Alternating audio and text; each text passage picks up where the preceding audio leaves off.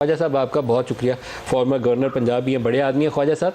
आपकी वालेकुम अस्सलाम साकिब निसार साहब से गुफ्तगू, और आप मोस्ट प्रोबेबली उस केस का, आप साकिब निसार साहब आपको यूसुफ रज़ा गिलानी के कंटेम्प्ट केस वाला 2010 का वो सुओ मोटो नोटिस था जिसमें 2012 में उनकी नाअहली हो गई थी, उसका हवाला दे रहे हैं, तो इसका मतलब है शहबाज शरीफ की नाअहली की मनसूबाबंदी बनाई जा रही है। नदीम, मैं बताऊँ आपको, ये इसको खार दिया जा रंग दिया जा रहा है। पहले तो एक दो चीजें ये देख लो कि ये जो 3 मेंबर बेंच के सामने केस है, ना मैं इसमें वकील हूँ तो ना ही मैं इसमें पार्टी हूँ, और इस मेरी और साकिब की जो गुफ्तगू है वो उसके बीच में ही है कि ये हम इसके पस मंजर में बात कर रहा था मैं कि ये जो अलियास जो सच प्राइम मिनिस्टर इसका रात कश्मीर का, वो उस दिन शायद हुआ था डिस्क्वालीफाई। तो मैं इनसे बात कर रहा था कि हमारे आर्टिकल 204 है और कॉन्स्टिट्यूशन का, और सेक्शन 3 है कॉन्टेम्प्ट ऑफ कोर्ट ऑर्डिनेंस का, इसके जो वेरियस केसेस हैं उसके मुतालिक मैं इनसे बात कर रहा था और ये कह रहा था कि ये जो लॉ है इसको किस तरीके से इंटरप्रेट किया जाएगा। उसमें ये भी बात आई कि अगर एक बेंच नंबर 3 में उनका ऑर्डर नहीं माना जाता कि जो कि आइन और कानून के मुताबिक ऑर्डर है, तो उसका क्या असर होगा। तो वो मुझे ये बता रहे थे कि आप ये पेज पढ़ लें, आप ये पेज पढ़ लें। ना मैंने कोई दरखास्त दी, ना ही मैं पार्टी बना, ना ही मैं किसी की वकालत कर रहा हूँ। ये दो दोस्तों के दरमियान या दो लॉयर के दरमियान एक बातचीत है। कल मैं आपके साथ बैठूंगा तो सियासत में बात करूंगा, इसका मतलब ये तो नहीं कि मैं किसी के साथ साजिश कर रहा हूँ। सर एक आपसे मैं सवाल पूछने की जसारत कर लूँ, क्योंकि आप आपस में गुफ्तगू कर सकते हैं, मैं और आप भी कर सकते हैं, सवाल जवाब ऑन एयर भी कर रहे हैं, तो इसमें कोई हर्ज नहीं होता। लेकिन आपकी गुफ्तगू से बड़ी क्लियर इंडिकेशन है कि आप कह रहे हैं वो कंटेम्प्ट वाली दरखास्त भी फाइल होने वाली है, वो बस 3 रुकनी बेंच का फैसला आधे घंटे में आने वाला है, तो दूसरी भी कर रहे हैं या कर दी है। आप बड़ी क्लियरली इंडिकेट कर रहे हैं कि you are part and parcel of this process. मैं बड़ा क्लियर हूँ, मेरा एक लीगल माइंड है। मैं देख रहा हूँ कि अगर एक खिलाफ वर्जी हो रही है सुप्रीम कोर्ट की ऑर्डर की, और वो फॉल करती है आर्टिकल 204 में या सेक्शन 3 में of the contempt of court ordinance, तो मैं नेचुरली ये कहूँगा कि इसके ऊपर कंटेम्प्ट की एप्लीकेशन आ सकती है।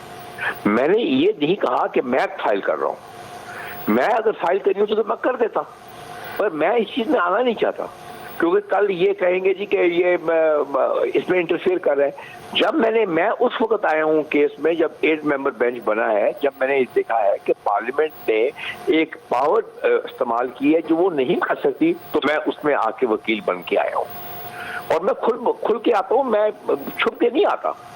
और मैं यही कहना चाहता हूँ इसको अपने लॉ मिनिस्टर को कि भाई तुम्हें ये बताओ, एक तो आप ये जो ऑडियो करते हो, टेप करते हो, ये खिलाफ कानून है।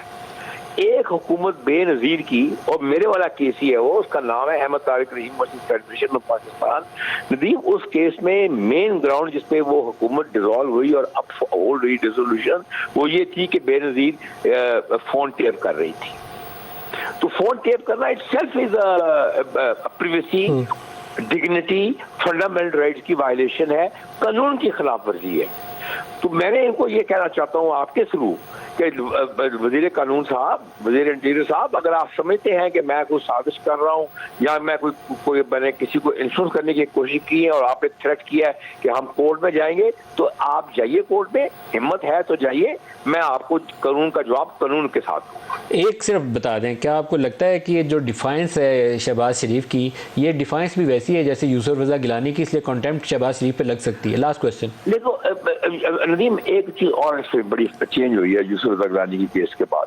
ये एक केस आया था 2016 में उसका, जिसमें ये फैसला किया गया था, मुस्तफा इम्पैक्ट का केस है वो, कि गवर्नमेंट का मतलब होगा कैबिनेट प्लस प्राइम मिनिस्टर। और मैंने जब केस किया था मुशर्रफ का, मैंने उसमें यही ग्राउंड ली थी कि नवाज शरीफ ने जो स्पेशल कोर्ट बनाया था वो उसने खुद बनाया था, उसने कैबिनेट की अप्रूवल नहीं ली थी, और उस लॉ में ये लिखा हुआ था कि जब जहां वर्ड गवर्नमेंट आएगा वहां उसका मतलब होगा कैबिनेट प्लस प्राइम मिनिस्टर। ठीक है, सही। तो अगर आज आप ये डिफेंस आए कि ये गवर्नमेंट ने ये फैसला किया था to send the matter to the national assembly and not to obey the orders of the supreme court, तो यार उसके फिर मुस्तफा इम्पैक्ट करके तहत तो फिर तो शायद शहबाज और कैबिनेट सबको रिस्पॉन्सिबल होना पड़ेगा। फिर इसके साथ interior minister, law minister, finance minister, तीनों को नोटिस जाएंगे। नहीं, उनको भी नोटिस चले जाएंगे। जो भी कैबिनेट में उस दिन बैठा हुआ था, मुझे नहीं पता कैबिनेट इतनी बड़ी है, वो बड़े 80 है कि 70 है कि 75 है कि कितने कितने बंदों ने उस दिन कैबिनेट में अटेंड किया कि तो ख्वाजा साहब एक ही दफा काफी सफाई हो जाएगी, तो फिर तो लगा ही दे सुप्रीम कोर्ट, तो अच्छा है। ये मैं मुनीर साहब जिस दिन मैं इंशाल्लाह आऊंगा आपके साथ एक लंबी बात करूंगा सही। कि सियासत में भी बात होगी और कानून पे भी बात होगी।